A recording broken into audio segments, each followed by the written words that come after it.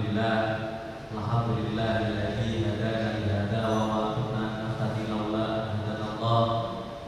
Asyhadu an la ilaha illallah wa asyhadu anna Muhammadan abduhu wa rasuluh. Wa asyhadu an la ilaha illallah. Yang kami hormati kepada beliau Profesor Dr. K.H. Mudzakkir Ali MA selaku pembicara pada kajian menjelang berbuka puasa di Masjid Agung Jawa Tengah. Yang kita hormati para jemaah kajian menjelang berbuka puasa yang berada di ruang utama sholat Masjid Agung Jawa Tengah, serta para pendengar Radio Dais dan para pemirsa MAJT TV dimanapun berada. Syukur alhamdulillah marilah kita panjatkan atas segala nikmat yang Allah berikan kepada kita, sehingga kita masih diberikan kesempatan,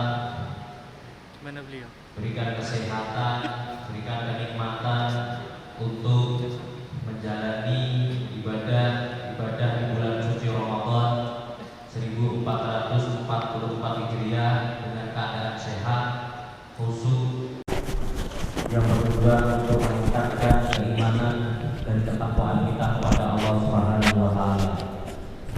Shalawat dan salam marilah kita haturkan kepada junjungan kita Nabi Muhammad Rasulullah sallallahu alaihi wasallam, sosok yang kita jadikan tauladan, contoh di dalam hubungan kita kepada Sang Pencipta alam dan para makhluk hidup di belahan bumi. Para jamaah kajian dalam berbuka puasa yang berada di ruang utama sholat Masjid Agung Jawa Tengah yang berbahagia, pada sore hari ini di 14 Ramadan 1444 Hijriah, tepatnya di tanggal 5 April 2023, kita mengangkat sebuah tema, yaitu pengendalian hawa nafsu adalah kemenangan yang hakiki. Pengendalian hawa nafsu yang seperti apa yang membuat kita merasa menang secara yang hakiki itu sendiri, nanti akan disampaikan oleh beliau Profesor Dr. K.H. Mudzakkir Ali MA. Beliau adalah Rektor Universitas Wahid Hasim Semarang. Nanti kita juga akan membuka sesi tanya jawab di akhir jika memang waktu masih tersedia. Kepada beliau Profesor Dr. K.H. Mudzakkir Ali MA, waktu dan tempat kami persilakan.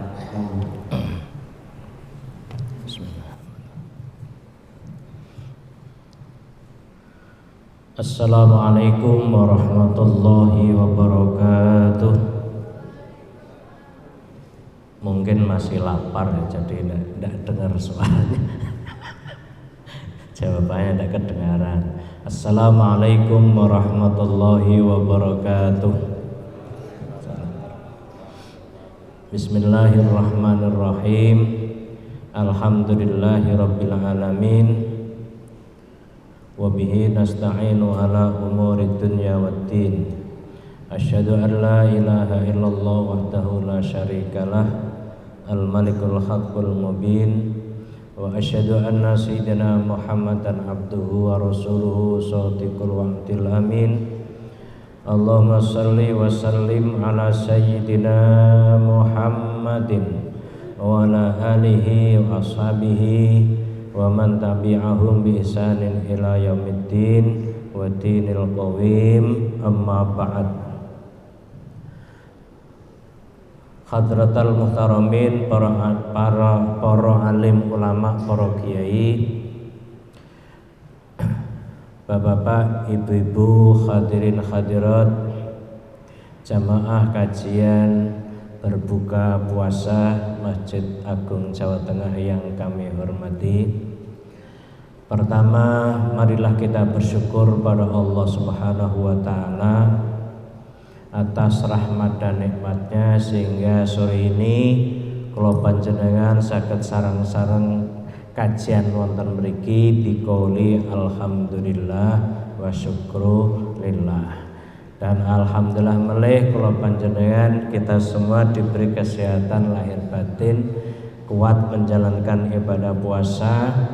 Mudah-mudahan puasa kita sampai nanti Idul Fitri semua diterima oleh Allah Subhanahu wa taala. Allahumma amin. Pada kesempatan ini tema yang diberikan pada saya adalah pengendalian hawa nafsu, kunci kemenangan hakiki, seperti yang disampaikan oleh Ustadz Nanang tadi. Pertanyaannya, mengapa nafsu harus dikendalikan? Mengapa nafsu harus dikendalikan? Karena yang pertama, inna syahwati tusayyirul muluka abidan wa sabru yusayyirul abida mulukan. Ini yang penting. Syahwat itu menjadikan, syahwat hawa nafsu itu bisa menjadikan seorang raja menjadi hamba. Rojo dengan ikuti nafsu iso dadi hamba. Sebaliknya wasabru yusayyirul abid mulukan. Sebaliknya sabar itu bisa menjadikan seorang hamba menjadi raja. Jadi ini contohnya seperti Nabi Yusuf. Nabi Yusuf ketika digoda oleh Siti Zulaikha sebelum nikah tentunya ya. Itu Nabi Yusuf semula menjadi hamba, kemudian dengan kejujuran dan kesabarannya kemudian menjadi raja.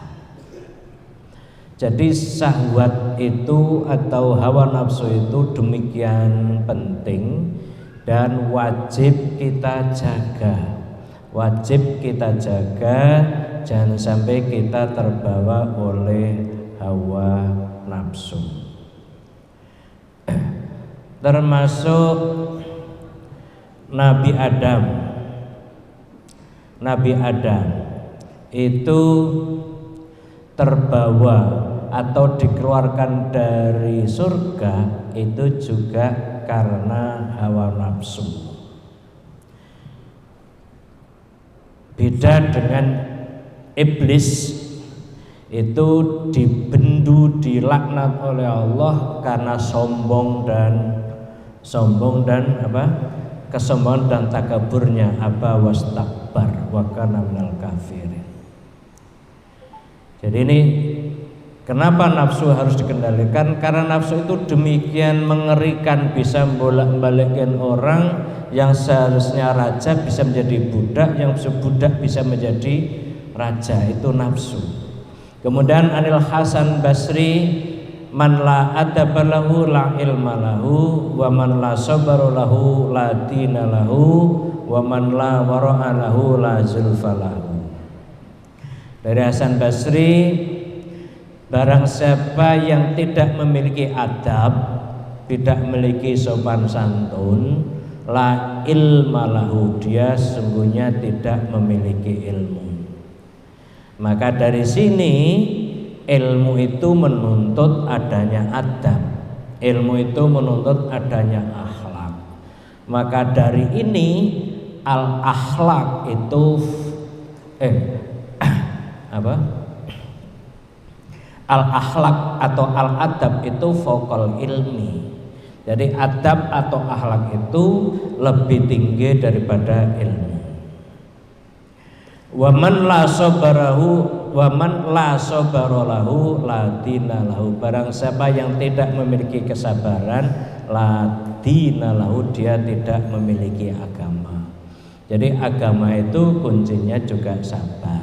Termasuk ini tuh harus sabar. Wis nyekel nasi, wis nyekel minuman, tapi kudu sabar ngenteni dung ngenteni jam sabar. Termasuk ngebaleke ya kudu sabar, kula ya kudu sabar. Ceramah hombone koyo ngene jamaah ning pojok-pojok karo ngantuk-ngantuk layar. Jan ora komunikatif blas. Niku ya kula ya kudu sabar. Rungokke karepmu ora karepmu. Jadi waman la sabarahu latina lahu, barang siapa yang tidak ada kesabaran, tidak punya sabar, latina lahu, dia tidak memiliki agama. Waman la wara'a lahu la zulfa lahu, barang siapa yang tidak warok, maka dia tidak punya derajat, tidak terpuji.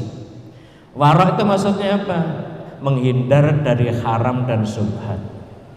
Jadi orang itu harus punya sifat waroi atau wirai, dalam arti bisa menghindar dari yang haram, dari yang syubhat. Karena kalau bisa menghindar itu insya Allah akan terhormat. Tapi kalau tidak bisa menghindar, tidak lagi terhormat tapi malah celaka. Makanya ada lanjutannya, tuba ay al khairul katsir liman kana aklu amiron wa hawahu asiron wa wailun ay halakun sadid liman kana hawahu amiron wa aklu asiron.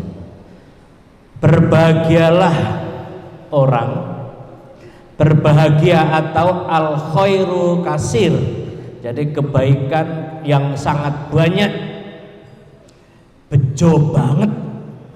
Limangkana akuluhu amiron, bagi orang yang menjadikan akalnya itu sebagai amir, sebagai pemimpin, sebagai raja. Wahawahu asiron, sementara hawa nafsunya jadikan tawanan. Jadi orang itu akan memiliki keberuntungan apabila menjadikan akalnya menjadi amir, menjadi pemimpin, sementara hawa nafsunya itu menjadi tawanannya. Tetapi sebaliknya, wa wailun ay halakun syadid, celaka banget, kerusakan yang besar, liman kana hawahu amiron, apabila orang itu menjadikan hawa nafsunya menjadi pemimpin, wa akulu asiron, sementara akalnya itu sebagai tawanan. Jadi ini antara hawa nafsu dan akal. Karena akal ada di kepala, tempatnya ning dhuwur, ning sirah, nek perlu ditutupi, dijogo, terhormat. Tetapi sementara hawa nafsu itu lambangnya di bawah perut, kudu ditutupi ya, podo ditutupi nih. Tapi tutupi yang satu adalah memalukan, yang satu adalah bisa menjerumuskan kalau tidak sesuai syariat. Yang atas, yang akal itu bisa mengangkat derajat kita, dan akal itulah menunjukkan atau eksistensi akal atau peran akal dalam diri manusia. Itu pula yang menempatkan agama seseorang itu menjadi kuat. Ladina liman la aklalah, tidak ada agama bagi orang yang tidak menggunakan akalnya. Bapak Ibu sekalian, hadirin yang dirahmati Allah Subhanahu wa taala. Bagaimana selanjutnya akal ini? Ini ada kemudian akmalul akli atau ikmalul akli ittiba'u ridwanillahi ta'ala wastinabu sukhtihi. Kesempurnaan akal itu mengikuti, manut keridhaan Allah Subhanahu wa taala, wastinabu sukhtihi, dan menjauhkan kemurkaan Allah Subhanahu wa taala. Itu akal baru mulia. Tapi kalau akal malah mengikuti nafsu, berarti akal menjadi tawanan nafsu. Tapi kalau akal bisa mengendalikan nafsu, berarti nafsunya tawanan dan sementara akalnya adalah rajanya. Jadi makanya dalam segala perbuatan perlu kita fikir, perhatikan dulu rasional apa tidak, logis apa tidak. Ono ono ajakan neko-neko misalnya, ada pinjaman ono penak men kok enak men, ono batik kok sekian persen, tidak rasional misalnya. Itu seringkali orang terjebak di situ. Kemudian kami lanjut, an Ibrahim an-Nakhai, innama halakum man halaka qablakum bisalasi hisolin. Dari Syekh Ibrahim an-Nakhai, bahwa rusaknya orang-orang sebelum kamu itu 3 hal. Ini perlunya poso nanti. Pertama, bifudulil kalam, kakean ngomong. Wa fudulit to'am, kakean mangan. Terus yang ketiga, wa fudulil manam, kakean turu. Lagi iki ning poso kabeh niki. Ana meneh ada bahasa yang lain, salah sufi solin turusul qaswa fil qalbi. 3 hal yang menjadikan hati menjadi keras.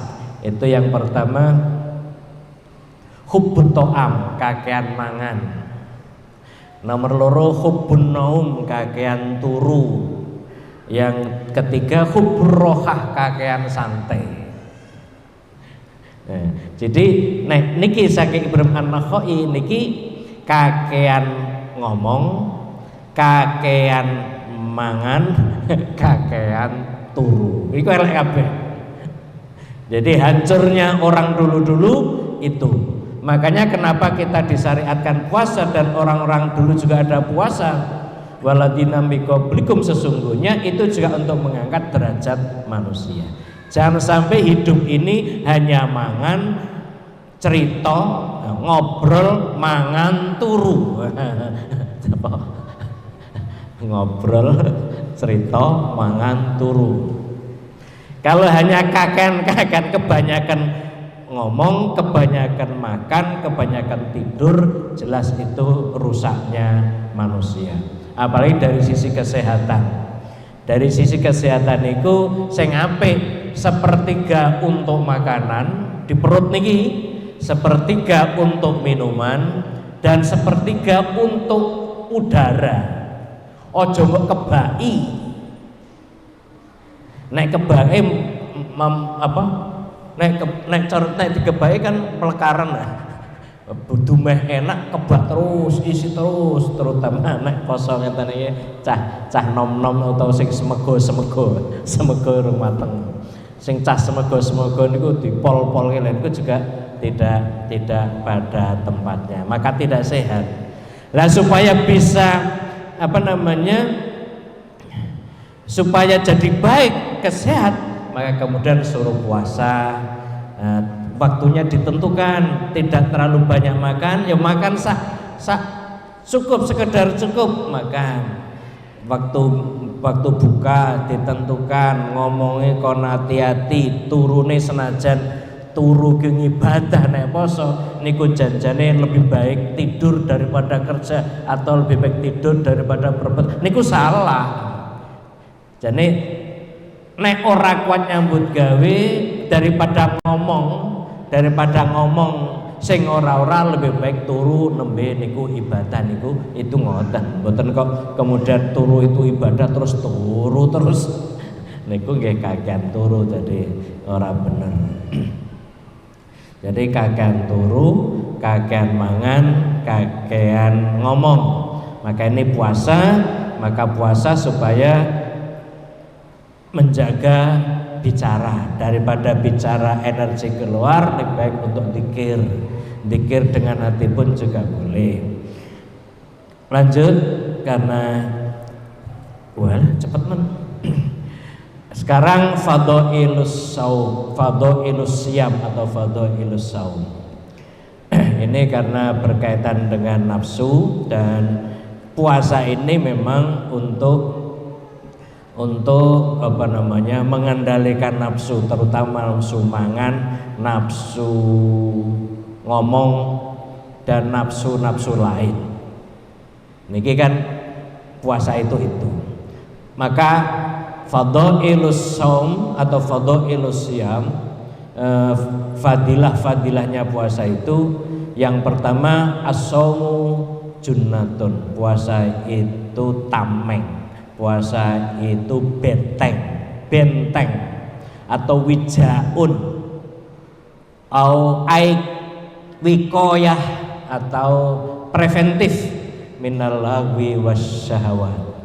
Jadi namanya puasa itu benteng atau apa namanya, penolak ya benteng lah sing apik dari ucapan yang tidak ada gunanya dan syahwat. Itu puasa. Jadi puasa itu tidak sekedar menahan makan dan minum serta nafsu syahwat di siang hari, tetapi lebih dari itu seharusnya ada puasa, tambahan puasanya selain menahan makan minum syahwat itu ada puasa panca indera kita, ada puasa lagi, tambah lagi ada puasa dari hati kita untuk tidak merasakan atau yang tidak atau berpikir yang tidak. Maka kalau Imam Ghazali membagi 3 tingkatan puasa, ada puasa awam, puasanya orang awam. Puasa orang awam itu poso dengan menahan makan, minum dan tidak melakukan hubungan atau menyalurkan hawa nafsu di siang hari. Dalam arti terutama urusan bapak ibu, suami istri. Kemudian kalau puasanya orang khusus itu ditambah lagi panca inderanya harus tahan, ngomongi, mripate, penglihatannya, telinganya, ucapannya, kakinya, tangannya, dari perbuatan, dari penglihatan, dari bicaraan yang jelek-jelek. Kemudian lebih bagus lagi tingkatan ketiga adalah puasa khawasul khawas atau khususul khusus. Itu ditambah hati, puasanya hati, menahan hati dari perasaan yang tidak. Lah kita mau ambil yang mana? Kalau puasanya menahan makan, minum dan kemudian nafsu syahwat, saya kira itu biasa, itu awam. Yang harus adalah kita masuk ke tingkatan ketiga, paling tidak tingkatan kedua, puasa khusus, yaitu panca indera itu dijaga supaya tidak terlibat dalam maksiat. Kalau bisa begitu ya ghafarallahu dzunubah ma taqaddama min dzambi. Jadi ini fadilahnya puasa itu diampuni dosa-dosanya yang terlalu 1 tahun, sebagaimana yang selalu dibaca di dalam kultum mesti man shoma ramadhana imanan wa ihtisaban ghufrallahu ma taqaddama min dzambi. Jadi puasa itu satu adalah benteng supaya terjaga dari syahwat, hawa nafsu. Yang kedua diampuni dosa-dosanya yang terlalu bahkan 1 tahun.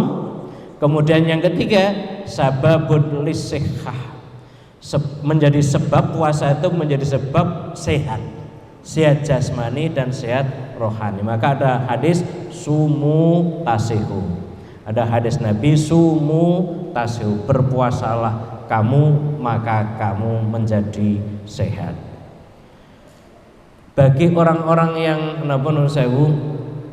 lemu-lemu terutama, begitu posan itu rasanya enteng, rasanya enteng, rasanya enak, enteng, petenge, dan terus terang justru puasa itu mengistirahatkan perut. Istirahat perut dari kerja lembur terus tidak pernah berhenti, sing pahit mlebu, sing legi mlebu, sing anyep mlebu, sing kecut mlebu, wabeh mlebu digiling ning jero, ana sing dadi banyu, ana sing dadi daging, ana sing dadi getih, ana sing dadi tulang, ana sing dadi macam-macam, ana sing dadi kotoran, ana sing dibuang esok dan sebagainya. Niku semua adalah perlu istirahat. Maka kesehatan melalui puasa itu betul-betul sangat dianjurkan dalam dunia kesehatan. Jadi yang ketiga menjadi puasa itu menjadi sebab orang itu sehat. Yang keempat, sababul lidukhulil jannah. Puasa itu menjadi sebab masuk ke surga. Allahumma amin. Ada hadis al jannatu mustaqotun ila arba'ati nafarin taril Quran wa hafidil lisan wa mut'imil ji'an was-shaimina fi syahri Ramadan. Jadi puasa itu menjadi sebab orang bisa masuk surga. Yaitu surga ditunggu 4 golongan, dirindukan 4 golongan. Yang satu membaca Al-Quran, ini di puasa Ramadan dianjurkan. 1 huruf dibalas dengan berlipat-lipat, tidak hanya 10 sampai 700 tapi bisa berlipat lebih dari itu. Yang kedua, hafidhil lisan, menjaga lisan juga dirindukan surga. Yang ketiga, wa mut'imil ji'an, orang yang memberi makan pada orang yang lapar. Ini tadi bukber, untuk snack-snack, untuk jaburan dan sebagainya, itu adalah mut'imil ji'an. Dan keempat, was-shaimina fi syahri Ramadan, orang yang puasa di bulan Ramadan itu semua ditunggu surga. Jadi puasa itu menjadi sebab masuk surga. Allahumma amin. Apalagi bisa melakukan semuanya. Baca Quran, oke. Menjaga lisan, oke. Mut'imil ji'an, memberi makan orang lapar, oke. Dan masih puasa, itu insya Allah jauh lebih banyak. Kemudian lagi kelima, puasa itu memiliki kemuliaan ajru azimun wa asraru katsirah. Dan ini pahalanya sangat agung, rahasianya banyak sekali. Saking banyak rahasianya, saking rahasianya sampai Allah di dalam hadits qudsi itu as-saumu li wa ana ajibi. Puasa itu milikku, aku sendiri yang balasnya, karena tidak tahu hitungannya kecuali Allah sendiri. Gitu. Kita puasa itu yang tahu Allah sendiri dan diri kita. Arep ngapusi arep ora, yang tahu kita sendiri dan Allah Subhanahu wa taala. Dan sirnya disitulah, maka itu Allah sendiri yang bisa membalasnya. Sementara orang tidak bisa menghitung jumlah pahala seberapa. Yang selanjutnya ketujuh, wakil banget. Kalau famis so'im atyabu indallah mirrihil mis. Baunya mulut orang berpuasa itu lebih wangi, lebih harum daripada baunya misik, minyak kasturi. Baunya kasturi, wanginya kayak gitu, tetapi orang yang berpuasa hakikatnya lebih harum daripada itu. Nek ora percaya, nyedak koncone, ambune kasturi lo ya. Tapi itu kembali kepada rohani, kepada hati, bukan semata-mata pada jasmani.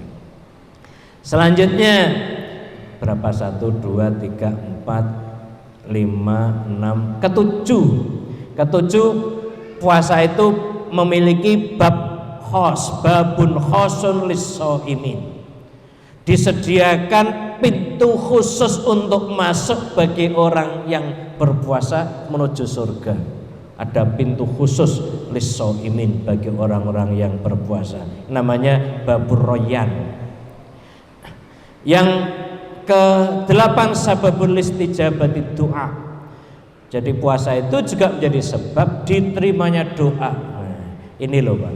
Jadi puasa sedemikian banyak fadilahnya, kebangetan nek ra poso. Saking supaya gelem poso sampai diwajibke, padahal janjane kebutuhan. Sebenarnya puasa itu kebutuhan manusia kalau ingin sehat, itu puasa.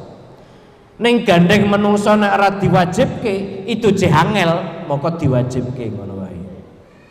Diwajibke aja masih banyak yang alasan macam-macam.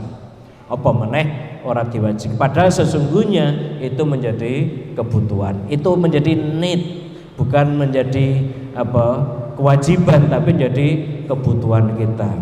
Selanjutnya sekarang menggabungkan Ramadan dan nafsu. Ramadan, puasa Ramadan ini merupakan jihad akbar, karena Kenapa disebut jihad akbar? Karena jihad melawan hawa nafsu. Perang Badar oleh Nabi dianggap masih sebagai perang kecil. Jihad akbar itu adalah jihad melawan hawa nafsu. Maka puasa ini juga melawan hawa nafsu. Maka puasa Ramadan ini jihad akbar. Tapi kita enak, temannya banyak. Nek temannya sithik ora ana kancane abot, tapi nek temannya banyak enteng. Alhamdulillah, bahkan sekarang sudah di mana-mana orang menyediakan buka bersama itu demikian banyak, alhamdulillah. Apalagi itu Jumat saja, Jumat berkah sekarang hampir semua masjid. Alhamdulillah. Ini kemajuan rezeki bagi umat Islam. Ya mudah-mudahan orang Islam semakin kekeh di dalam megang Islam dan orang di luar Islam semakin tertarik kepada Islam. Allahumma amin. Lah Ramadan melawan hawa nafsu merupakan jihad akbar itu. Yang pertama saya mulai dari Rajab. Inna Rajaba lil istighfar minad dzunub. Bulan Rajab iku lil istighfar, wulan gunjalo ampun minad dzunub dari dosa. Wa Sa'ban lislahil qalbi minal uyub. Bulan Sa'ban itu untuk memperbaiki hati minal uyub dari aib. Wa Ramadan litanwiril qulub wa lailatul qadri litaqarrubi ilallahi taala. Dan Ramadan itu litanwiril qulub, untuk membuat hati itu bercahaya, bersinar. Bagaimana Ramadan ini membuat hati kita bersinar? Apalagi ditambah walailatil qadri litaqarrubi ilallahi taala. Niki alul hikmah. Qaul al hikmah fi duratin nasihin. Yang kedua, An Umar al muttasi'ah al jami'ah, ini dari Nasoihul Ibad Imam Nawawi. Arba'atun minal anwa. Jadi ada lautan luas yang itu merupakan berkumpulnya dari berbagai empat hal. Yang pertama al hawa bahrud dunub. Hawa nafsu itu bahrud dunub, lautan dosa. Hawa nafsu itu lautan dosa. Milanu nafsi ila sahwatiha min warisari jami' lidunub. Jadi kecondongan hati menuju sahwatnya sing seneng-seneng, yang di luar ajaran syariat itu tempat berkumpulnya dosa. Sehingga dosa-dosa itu berkumpul karena hati itu atau jiwa itu, nafas itu cenderung kepada yang senang-senang, syahwat itu. Yang kedua, wan nafsu bahrus syahwat. Sedangkan nafas atau diri sesungguhnya adalah bahrus syahwat, lautan syahwat. Nafas lautan syahwat, terutama an-nafsul ammarah. Sebagaimana dalam juz itu surat Yusuf, wa ma ubarri'u nafsi innan nafsa la ammaratum bisu. Niku amarah, nafsu amarah.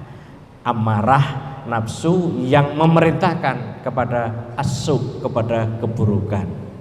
Jadi nafsu amarah niki nek cara orang psikologi namanya it atau das es. Niku nek cara wong psikologi. Niki nafsu ini kendalinya hanya yang penting seneng, yang penting happy, yang penting nikmat. Mbah bener, mbah salah, mbah halal, mbah haram, ora peduli, yang penting nikmat, yang penting happy. Itu nafsu amarah. Dan itu bahrus syahwat, dan itu membahayakan. Lah ini tamilu ila tabi'ah al badaniyah wa ta'muru bil ladzat. Jadi nafsu amarah itu nafsu yang condong kepada tabiat badaniyah manusia yang cenderung menuju yang enak-enak, yang lezat-lezat. Lezat kok terus dipol-polke tanpa batas, itu yang bahaya. Meskipun halal tetap bahaya. Makanya niku jenenge ekstrim. terlalu enak dipol-polke niku ya ekstrim. Terlalu kenyang ya ekstrim, terlalu lapar ya ekstrim. Lah nek poso niku ya lapar ya ora lapar banget ya iso nahan. Karena dia 14 jam ya. 13 jam Pak 14 jam. Indonesia jam 4 sampai jam 6. Piro niku? 14 jam maksimal. Niki alhamdulillah kalau jenengan Indonesia harus bersyukur. Waktunya jelas jam 4 kira-kira melerek-mereknya sithik lah. Jam 4 apa? Napa niku? Esok niku lho. Sebelum apa? Imsak alah ngelmen ngono. Sebelah rat. Jam 4 imsak, jam 6 kira-kira sekitar jam 6 maghrib. Ini kan penak niku. Lah nek negara luar niku sing 4 musim niku ya Allah. Jenengan googling to. Apa? Jenengan googling di negara misalnya Finlandia sana berapa jam puasanya. Siangnya berapa jam? Hampir 23 jam siangnya. Lah berarti sak jam niku iso mangan, ngombe, buka, sahur, salat. Entek, Pak. Kula jeneng penak-penak standar, ibadah standar ten Indonesia niku penak. Jam 12 niku duhur, jam 6 maghrib wis pas niku. Penak-penak Masya Allah, alhamdulillah. Makanya harus disyukuri. Ngono jengel-engel Indonesia, jerasen Indonesia, arep lunga saka Indonesia, kowe waneh-waneh dan kuali-wali. Arpune O2N ora tekan. Nek wong ning Indonesia kok ora seneng, wis kowe kemplu-kempulene wong. Jadi Indonesia tuh standarnya penak banget niku. Lajeng wal mautu bahrul akmar, ini sing penting meleh. Wal mautu mati iku bahrul akmar, lautan umur. Jadi nek mati kuwi lautan umur wis entek. Umur piro kita kejatah umur piro oleh Allah Subhanahu wa taala ning gandeng wis mati wis entek. Wis mandeg. Al mautu jamiul akmar. Jadi mati ku kumpulane umur-umur iku wis entek. Cara kontrake wis entek, maka mari kita manfaatkan sebelum mati ini betul-betul sudah bisa mengumpulkan banyak amalan-amalan soleh dan amalan taat pada Allah Subhanahu wa taala. Allahumma amin. Wal qabru bahrun nadamah, dan kubur itu bahrun nadamah, lautan penyesalan. Lautan penyesalan itu dikubur. Kebanyakan neng kubur kok ora menyesal berarti wis apik, ahlul yamin.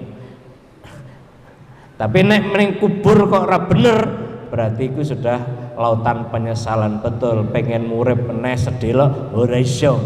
Al barzah al fasil baina dunya wal akhirah.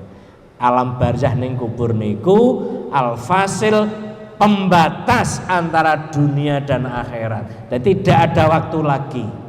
Mulane waktu hidup ini harus betul-betul dimanfaatkan. Maka khairun nas dul qalbil mahmum walisanus sotik qalu sodukul lisan na'rifuh ya Rasulullah.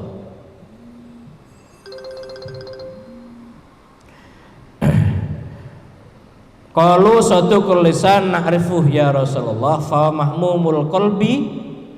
Jadi sebaik-baik manusia itu orang yang punya hati mahmum dan lesan yang terjaga, lesan yang jujur. Para sahabat bertanya, nek lesan jujur niku kalau kami sudah tahu ya Rasulullah, maka apa yang disebut hati yang mahmum? Jawab Rasulullah, huwan naqiyut taqiyu la isma alaihi wala bughya wala ghilla wala hasada. Rawah Ibnu Majah. Jadi jenenge hati yang mahmum, yang menjadi tanda sebaik-baik manusia adalah hati yang bersih. Hati yang bersih. Jadi kula jenengan jangan mudah ngira-ngira mudah ngrasani, mudah batin sing ora-ora. Hati yang bersih hanya kepada Allah Subhanahu wa taala. Ambil yang baik-baik saja. Husnudzon. Kemudian at-taqiyu, bertakwa, hatinya bersih, bertakwa. La isma alaih, tidak punya dosa. La bughya, tidak bughot, tidak lacut. Rong menit meneh. Wala ghilla, lan ora dengki, wala ra benci, wala hasad, dan tidak benci. Itulah orang yang sebaik-baik manusia. Maka mari kita betul-betul menjaga hati ini. Maka apa yang harus kita jaga, kendalikan nafsu kita? Yang pertama, menahan diri dari 4 penyakit dasar manusia. Apa itu? 1, manusia itu suka tidak mau diungguli orang lain. Kedua, tidak mau direndahkan orang lain. Ketiga, tidak mau kekurangan. Yang keempat, tidak mau kalah. Itu sifat dasar penyakit manusia. Lah bila 4 penyakit itu tidak bisa dikendalikan, maka muncul 4 penyakit lain. Ujub, riya, sombong, iri, dengki, hasud, fitnah, tamak, loba, takabur. 14, 4 tambah 10, 14. Nek 14 ki masih tidak bisa dikendalikan, masih dipelihara, muncul 3 penyakit yang bahaya. 1, dendam. 2, permusuhan. 3, perusak.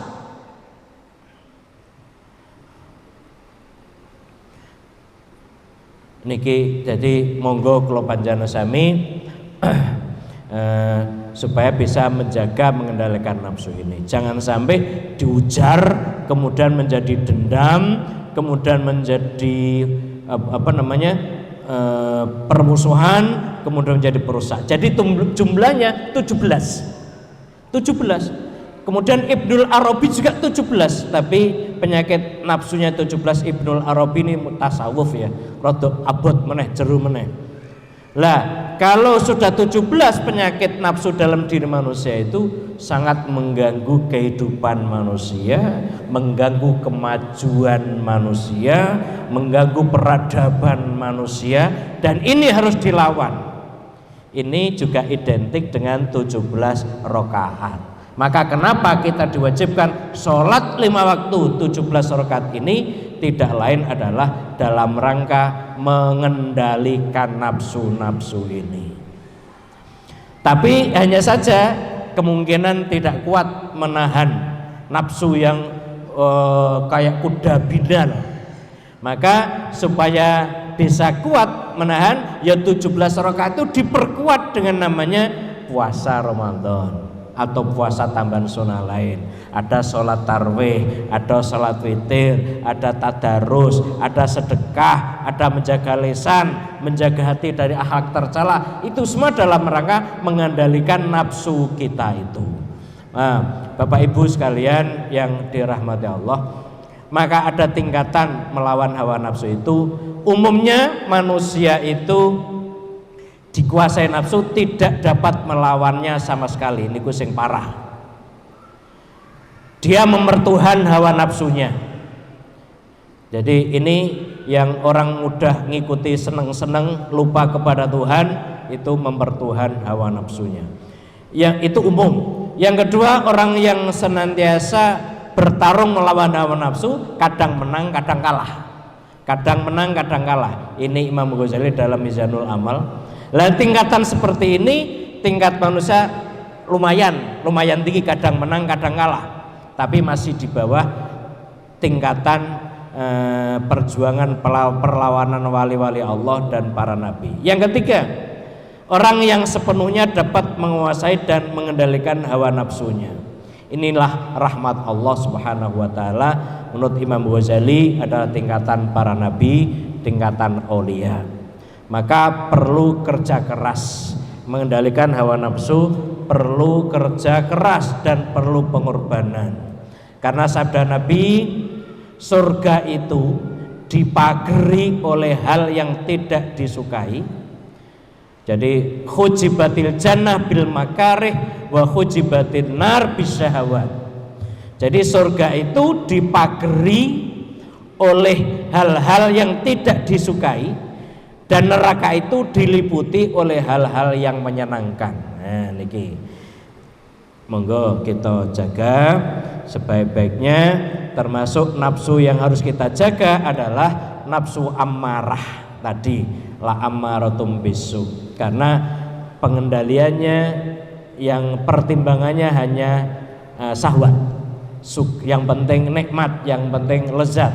Yang kedua yang harus kita jaga adalah nafsu lawamah, nafsu yang menjalankan perintah, menjauhi larangan, namun masih banyak terpleset pada maksiat karena pertimbangannya hanya akal. Ini ego, itu nafsu lawamah. Kemudian sering terpleset, membuat seringkali menyesal.